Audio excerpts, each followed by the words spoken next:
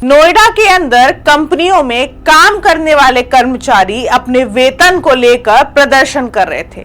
अचानक एक महिला कर्मी के पैर में 2 गोली लगी। आखिरकार यह प्रदर्शन इतना उम्र क्यों था और इस प्रदर्शन के बाद श्रमिकों के पक्ष में योगी आदित्यनाथ के फरमान ने क्यों नोएडा प्रशासन को हिलाकर रख दिया और इन सब से दूर श्रम मंत्री अनिल राजभर इस पूरे मामले पर क्यों खामोश हैं? योगी के नए आदेश के बाद अब कंपनियां अपनी मनमानी क्यों नहीं कर पाएंगी, दिखाएंगे इंडिया जंक्शन की इस स्पेशल रिपोर्ट में।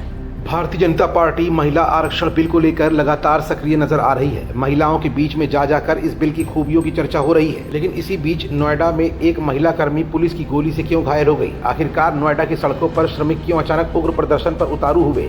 इस बीच श्रम मंत्री अनिल राजभर की चुप्पी के बाद योगी आदित्यनाथ ने क्यों अपने हाथ में कमान ले ली है और योगी के फरमान से श्रमिकों में क्या खुशी की लहर है? ये तमाम ऐसे सवाल है जिनका जवाब अपनी आज की इस रिपोर्ट में हम आपको दिखाएंगे भी और बताएंगे भी। दरअसल कंपनियों में कर्मचारियों को न्यूनतम मजदूरी भी नहीं मिलने की बात सामने आई है। कंपनी कर्मचारियों का दावा है कि उन्हें हर महीने 12,000 रुपये वेतन मिलता है। वो 20,000 रुपये वेतन की मांग करते दिख रहे हैं। इन सबके बीच सीएम योगी आदित्यनाथ का बयान सामने आ चुका है, लेकिन अब तक प्रदेश के श्रम मंत्री अनिल राजभर इस मसले पर कुछ भी कहते नहीं दिखे हैं। ऐसे में श्रम मंत्री को लेकर सवाल खड़े होने लगे हैं। नोएडा में कर्मचारियों के प्रदर्शन को लेकर सवाल खड़े हो रहे हैं। कर्मचारी मामूली वेतन वृद्धि के बाद विरोध प्रदर्शन कर रहे थे। हालांकि विवाद तब और भी ज़्यादा गहरा गया जब प्रदर्शनकारी कर्मचारी और पुलिस आमने सामने आ गए। प्रदर्शनकारियों और पुलिस के बीच झड़प हो गई। इसी दौरान एक महिला कर्मी को 2 गोलियां लगीं। उसे अस्पताल में भर्ती कराया गया। नोएडा में चल रहे श्रमिकों के आंदोलन के बीच यूपी सरकार ने अब बड़ा फैसला ले लिया है। मुख्यमंत्री योगी आदित्यनाथ ने कर्मचारियों को समय से 2 गुना ओवर टाइम भुगतान करने के आदेश जारी कर दिए हैं। इसके अलावा समय से सैलरी और बोनस सीधे बैंक खाते में जमा करना बेहद ज़रूरी कर दिया है।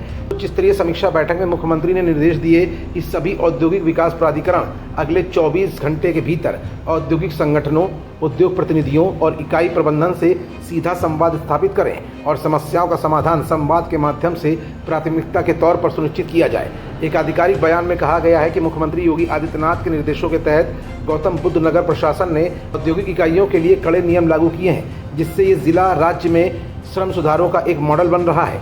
डीएम मेघारूपम ने औद्योगिक इकाइयों के प्रतिनिधियों के साथ बैठकें की और श्रमिकों के अधिकारों की सुरक्षा के लिए महत्वपूर्ण निर्देश जारी किए हैं। योगी के इस फरमान के बाद सभी औद्योगिक प्रतिष्ठानों को श्रमिकों के लिए साप्ताहिक अवकाश सुनिश्चित करना होगा।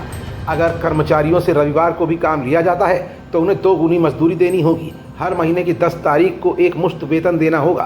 श्रमिकों को वेतन की स्लिप भी प्रदान किए जाने का निर्देश जारी किया गया है। इसके अलावा बोनस का भुगतान 30 नवंबर तक सीधे श्रमिकों के बैंक खाते में करना अनिवार्य होगा। प्रशासन ने कार्यस्थल पर महिलाओं की सुरक्षा पर भी जोर दिया है। सभी फैक्ट्रियों को निर्देश दिए गए हैं कि वो यौन उत्पीड़न के मामलों के समाधान के लिए महिलाओं की अध्यक्षता में आंतरिक शिकायत समितियां बनाएं। साथ ही शिकायत पेटियां भी स्थापित करें ताकि श्रमिक बिना डर के अपनी समस्या रख सकें। दरअसल मामला सामने आया तो सीएम योगी आदित्यनाथ ने प्रदेश में किसी भी तरह के कर्मचारियों के हकों के साथ खिलवाड़ न होने देने की बात कही है। हालांकि अब इस पूरे विवाद में श्रम मंत्री अनिल राजभर का चुप होना गंभीर सवाल खड़े कर रहा है। के लिए सब्सक्राइब करें हमारा चैनल इंडिया जंक्शन यूपी।